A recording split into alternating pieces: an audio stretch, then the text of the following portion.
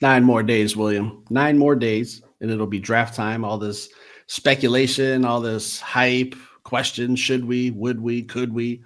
It's all going to be answered next Thursday. We're here to get into some more stuff, like a juicy one, maybe a little bit of controversy. I think a player that a lot of people are interested in, and a player that maybe a lot of people aren't. I think we're going to divide this Detroit Lions fan base. Well, real quick before we get into it, it takes 1/10 of a second to hit that subscribe button. At the very least, hit that like button. Help push this video to someone who might want to find us, or maybe there's people. It's that easy. It's that's how long it takes. Well, when you go to Thanksgiving, you probably have a chore to do, and it's called setting the table. I'd like for you to do the same thing for this episode and just kind of set the table with what we're talking about. I would do just that. But before I set the table, the other day we were talking about edge rushers, Brad Holmes, positional value, and basically how he doesn't give a F about positional value. So in that thought process, and one of the gentlemen that we were talking about in Josiah Stewart, and potentially if Brad decided to just say, you know what, I'm going to do what I want to do because I'm Brad Holmes. Would you be okay if Brad Holmes decided, I'm going to take Josiah Stewart, followed by the rest of this draft? Steve, immediate reaction, if these are the players that we got a defensive tackle, we got an edge rusher. I'm assuming that they're going to try to use Josiah Stewart at an edge rusher in that Sam linebacker position. Malachi Moore, who was just working out with Terry and Arnold. And then, I just like a flyer late in Jaylen Walker. Initial look, how would you feel about that?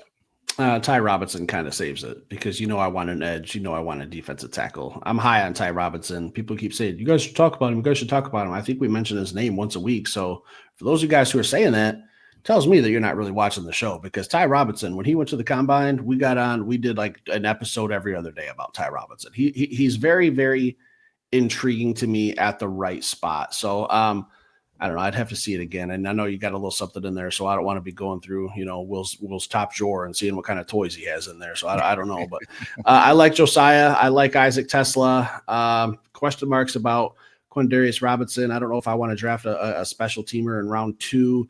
Like Ty Robinson, Malachi Moore is a problem. Not 100% up to date on Jaylen Walker, but I'm interested in this draft. I'm very interested. Yeah. So if you saw this draft, this was a draft that you got, would you be pissed? Like, what the F is Brad doing? I'm losing my mind. Hot seat. Would you be freaking out?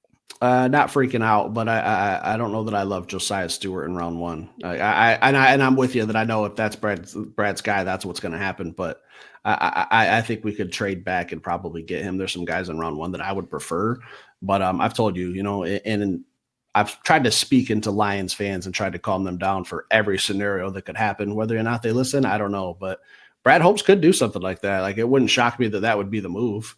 So no, I wouldn't be furious. I want to see the totality of the draft play out. I think my feelings would start to show at the end of day 2. Day 3 is kind of like, hey, go get some depth, maybe some fun pieces, maybe a project or two in that area. But I wouldn't be furious. I would be cautious, I think is the right word, going into day 2 if Josiah Stewart was the only pick I had on night 1. I dig it. When we were talking about that and the subject that we're going to get into today, I just started thinking, what if? Like, what are the possibilities? What could happen? What are the options? We've talked about all of the different combinations that could come out of this draft. Who the heck knows what's going to happen on draft night? It led me to this, Steve. It led me to this. I know where we're going. Yeah, I see. It led me to this. It led me to this right here.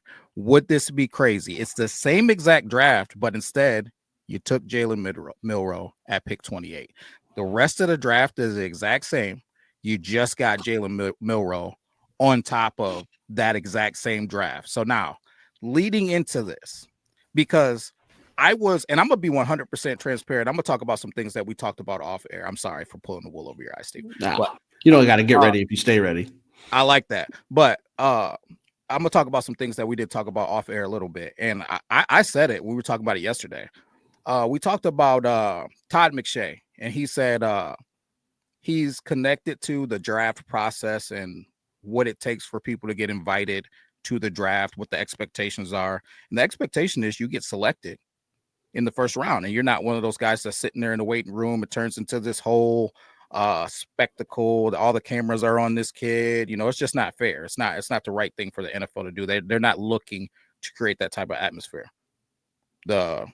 It's been said, it's been pretty much released that Jaylen Milroe has been invited to the draft and he accepted.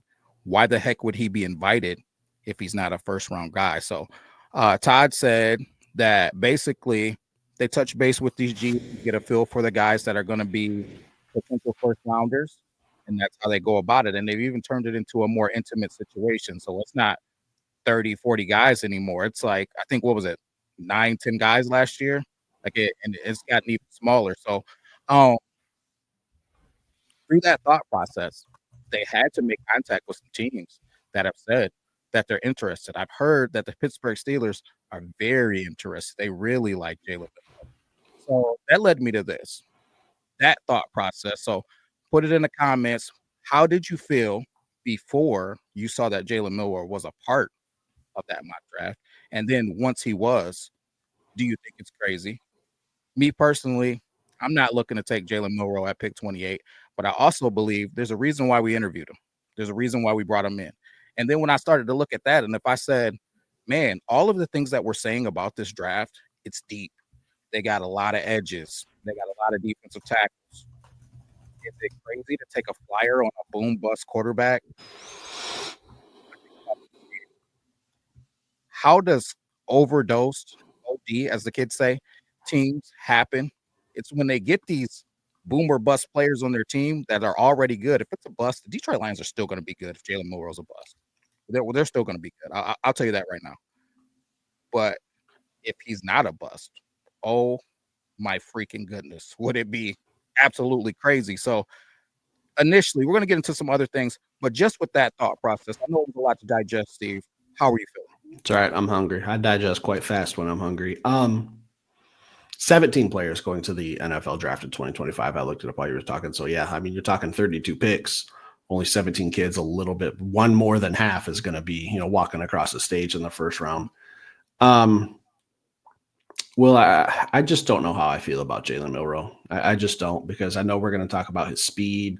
I know we're going to talk about a lot of different things. I think when you're talking about a quarterback, he's probably the most question marked quarterback in this draft for me. I think that's fair. I don't know how you feel about that, but when I think Jaylen Milroe, I think, man, he's got so much potential.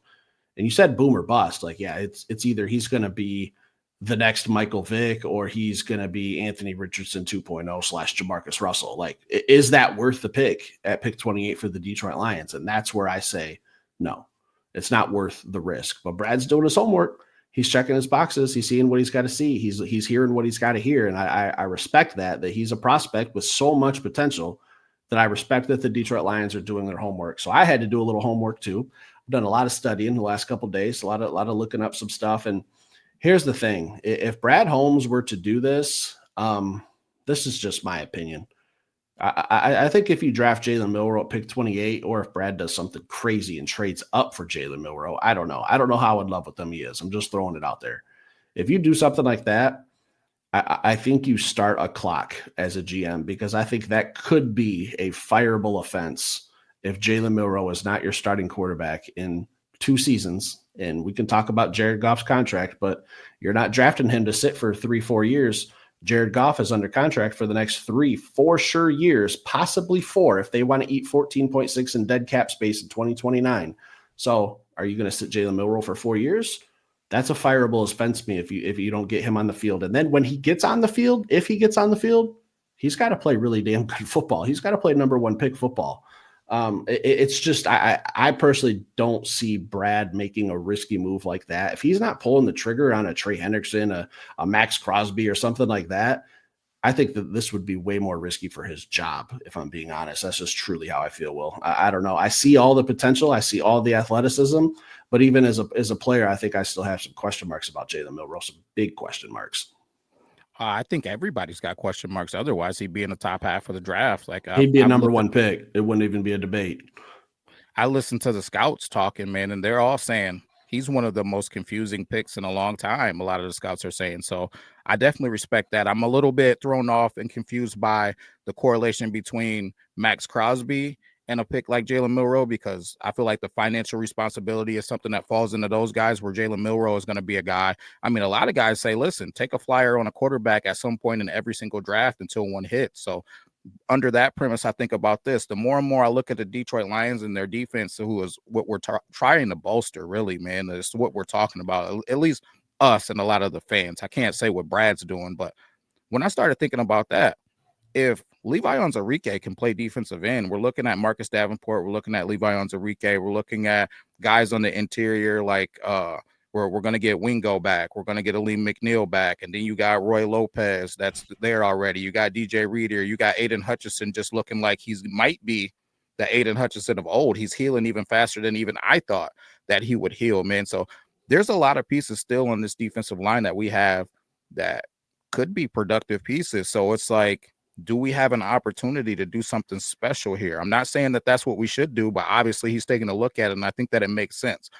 One thing that I think isn't getting talked about enough is how Jaylen Milroe can help us out immediately. Now, I don't think that he needs to get on the field and be a starter immediately, because we have Jared Goff until at least 2028, potentially 2029. So there doesn't have to necessarily be a rush for Jaylen Milroe to get on the field. So I don't think it would put Brad in a hot seat from that standpoint.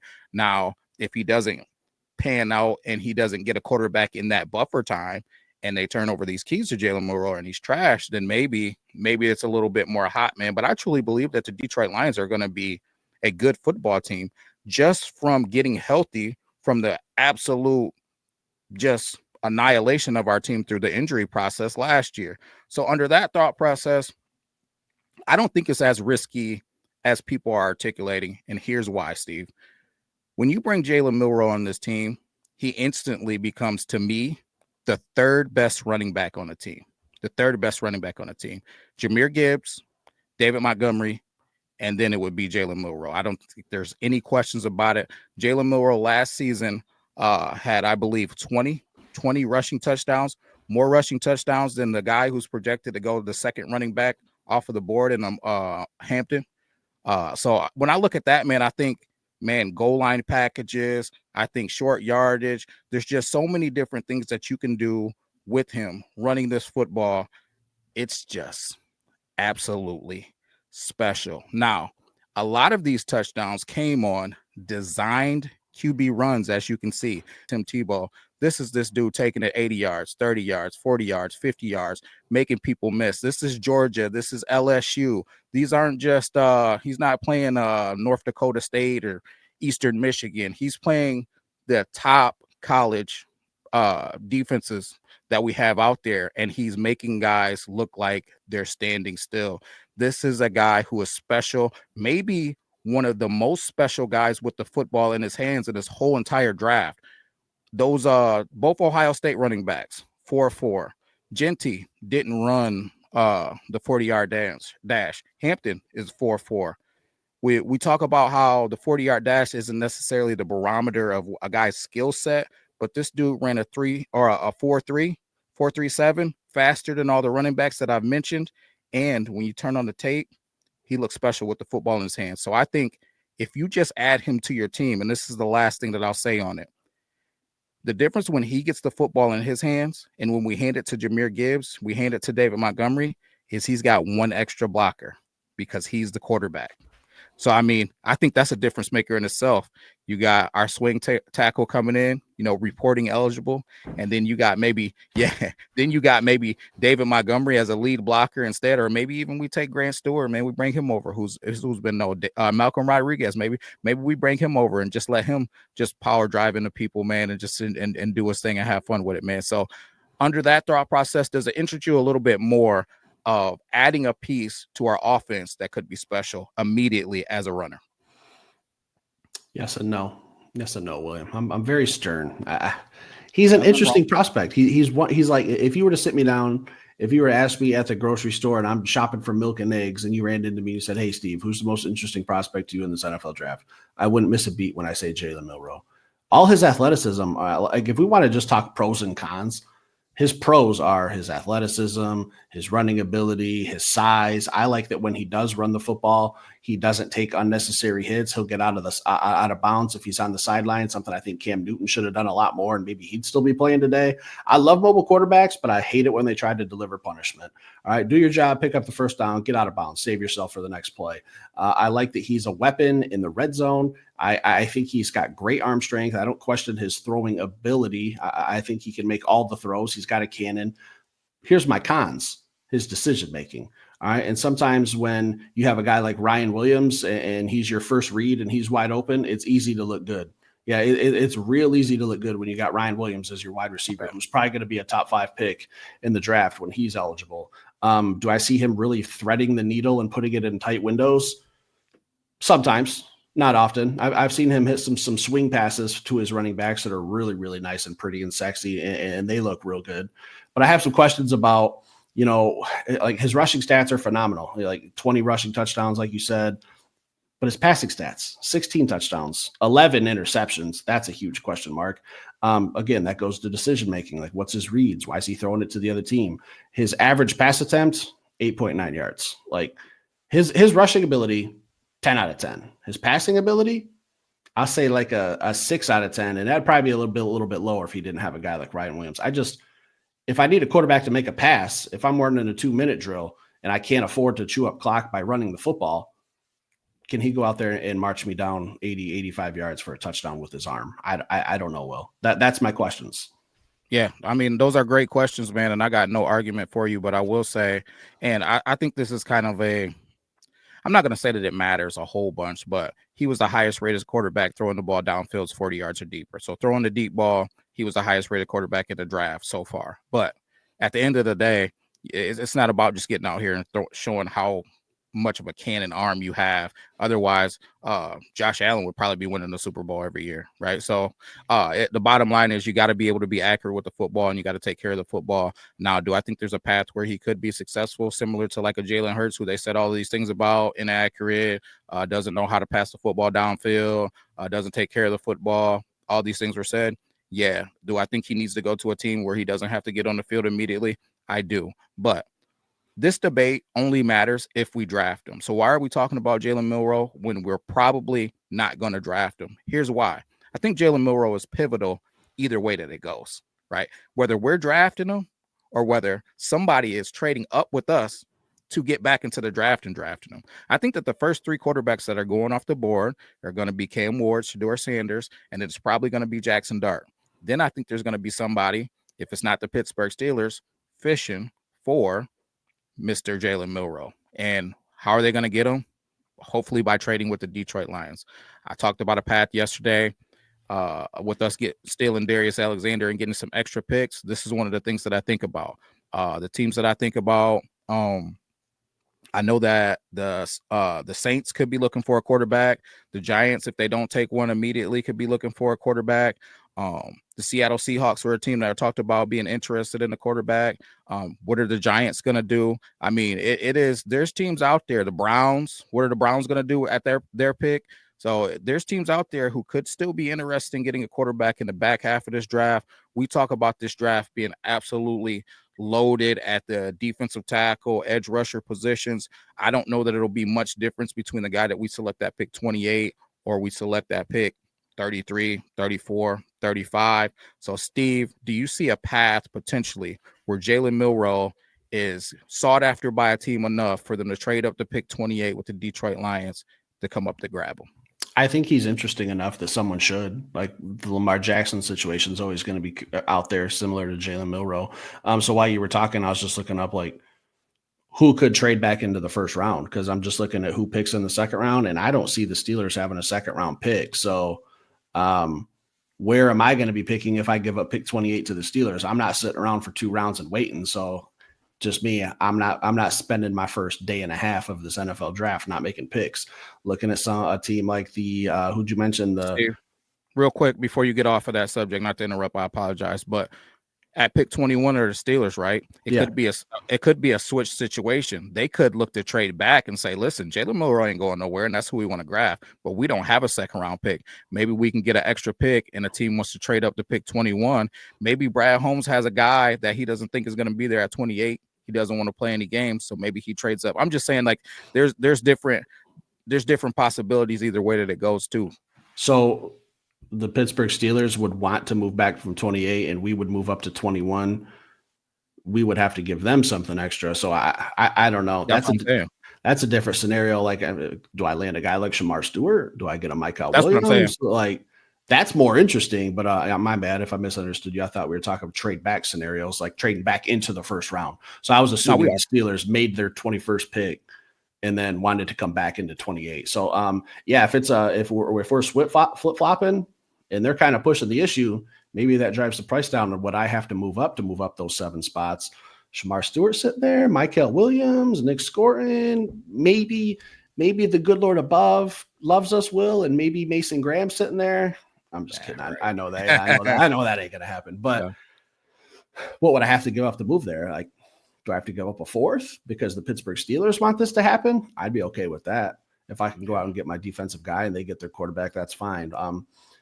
I look at the Steelers, and we keep talking the Steelers, bro. Like, I do like Pittsburgh. I don't like Pittsburgh, but I mean, nice city, and hey, maybe we're there next year for the draft. I've already started to kind of make arrangements for that, so we'll see. But I look at the Steelers and look at the quarterbacks in their division. They got Joe Burrow, Lamar Jackson.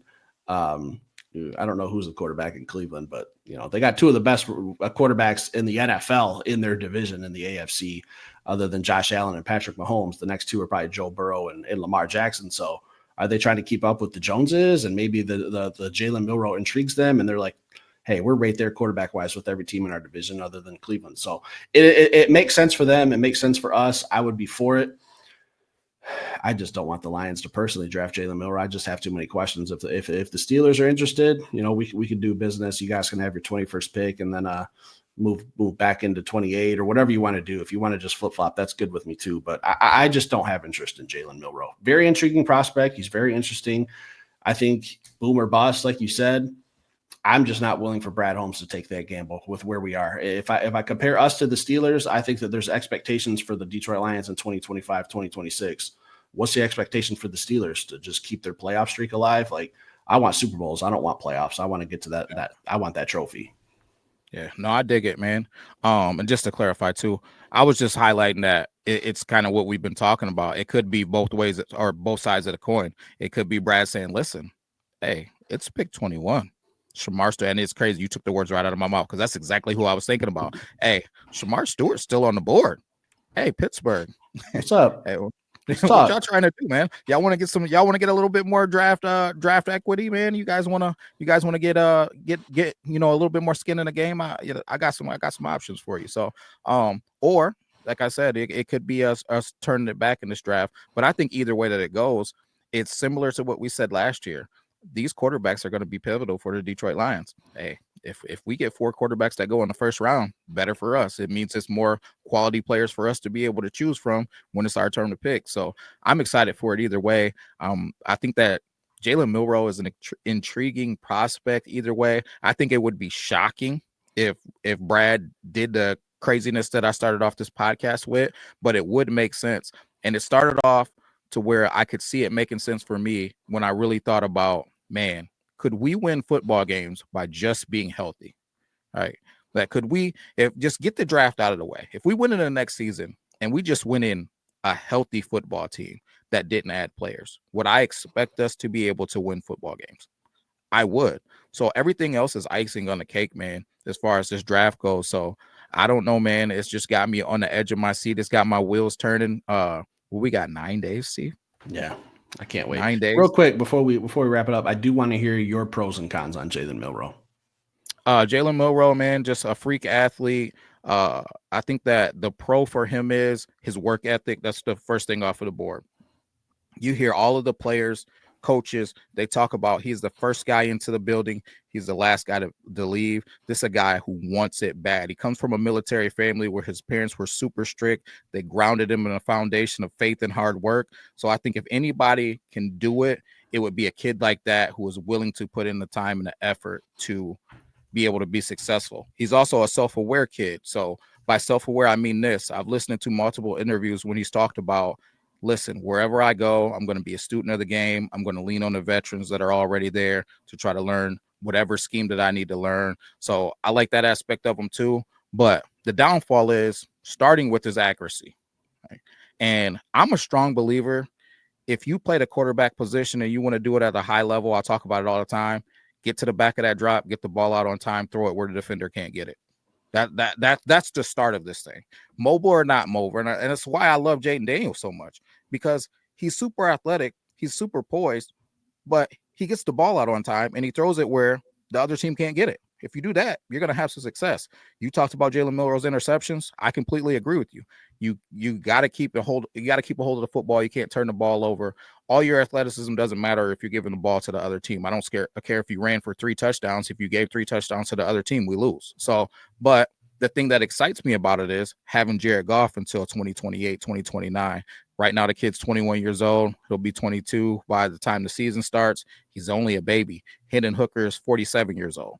So, I mean, like, I don't have any problems with Hendon Hooker's talent, but in all seriousness, he's 26 years old, about to be 27, I believe. So he's fighting father time, man, for his opportunity. If he stays behind Jared Goff, by the time he's getting these keys turned over to him, he's going to be 30 years old. We need to figure out, is Hendon Hooker a dude that we're really thinking about turning these keys over, or do we need to go in a different direction? If we do, we need to start leaning into that path, whatever it is. I'm not saying that it should be Jaylen Milroe, but to me, accuracy and then processing. His processing speed when he gets that ball out, it's slow. It's slow. So do I believe if you sit behind somebody like Jared Goff, who's an absolute sniper, right, that you can learn? I definitely believe that that's possible, man. So, and he's going to play a little bit of a different style of football, but the opportunity to see how Jared does it, pick up a little bit on Jared, and have this special weapon that Jared doesn't have, that excites me a little bit. Yeah, I also find it interesting that, we're talking about quarterbacks and how things would be good for the Detroit Lions. Like I see, I'm just looking at the people who got invited to the NFL draft. Jackson Dart's name's out there, and again, if we're talking 4 quarterbacks in this draft, that's phenomenal for the Detroit Lions, because that's only 24 players defensively we could have our choice from.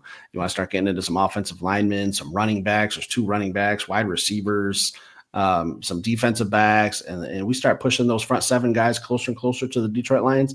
Let someone take Jaylen Milroe. Let someone take Jackson Dart. But I don't know. It's still just a hard pass for me when it comes to Milroe. I just don't think that the Lions are in a position to gamble like that when we have Jared Goff for a minimum of 3 more years. I personally just think that can should get kicked down the road. We make a decision on Hendon Hooker. Hey, you're either going to be the guy or you're not. Maybe I draft someone in the 2026 NFL draft or the 2027 when Jared Goff's contract's kind of coming closer to an end. Taking Jaylen Milroe, yeah, he's not old. He's only 22. So at the end of that, 3 years from now, when Jared Goff's decision time, Milroe would only be 25. That's still relatively young, but just a pass for me. I don't want to face him. I don't know that I think he's going to be that type of player. I think I don't see him being a superstar or anything like that. I just his potential could be, but I wouldn't bet on it, and I don't want the Detroit Lions to bet on it. Let me ask you this. If we didn't have a first-round pick in this draft and we had to go into next season with just our second-round pick on, and don't even look at the mock draft, but just thinking about that process, whatever the draft was, do you think that we could win? Yeah, I mean, you could still get someone like Josiah Stewart, Jordan Birch, Princely, Antoine Paul Ryland. Like, yeah, we'd still be set up pretty well. I don't think we're that many pieces away. And this is the perfect draft for the Lions, where it's heavy on defense. So, yeah, there's a reason we keep talking defense, because I think everyone's in the same boat that's probably what we need. And this is the perfect draft for that. So, yeah, I do think we'd still be okay. Yeah, and then I honestly, and this will be the last thing, and that's kind of my premise by even it being a possibility, even though I don't think it's a strong possibility.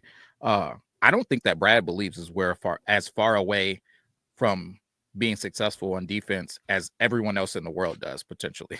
Because when I look at this D line and I continue to listen to him talk in interviews about how he feels like, hey man, we're getting to the point where we're a little heavy at D line now.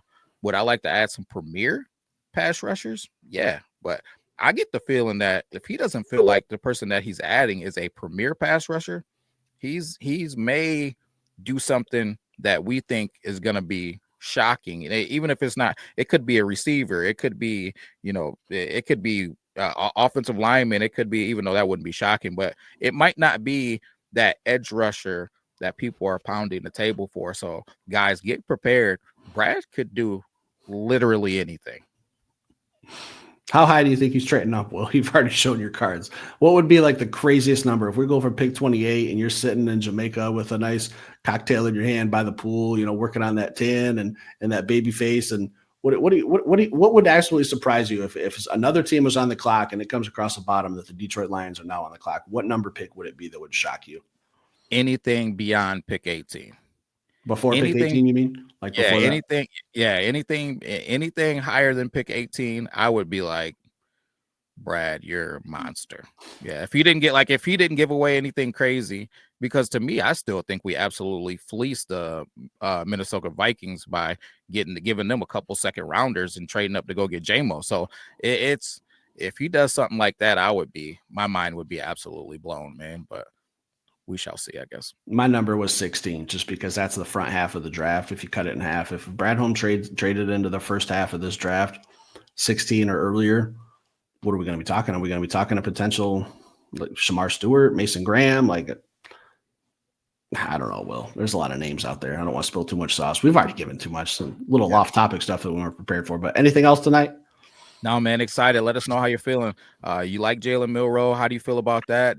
Would you be freaking out if how this podcast started in the beginning? Would you be freaking out if Brad ended up in that scenario? He went ahead and took a flyer on him. And who's your guy? Who you pounding the table for Brad to take at pick 18? Because I think that's going to be the next or one of these coming conversations. We're gonna have to probably one more mock draft, Steve, and then for sure, at least one more. And then who we pounding a table for. So I want to know where you guys are at mentally. Let us know. All right. For the 12 people who are still watching at the 32-minute mark, think about becoming a member. Member giveaway, 100 jerseys, gift cards, dinner gift cards, whatever else we can get our hands on, maybe some bobbleheads, some memorabilia. We'll see what we can get our hands on. Think about becoming a member. It's not required. Greatly appreciated. Stick around, hit that like button. We'll be back later with another show.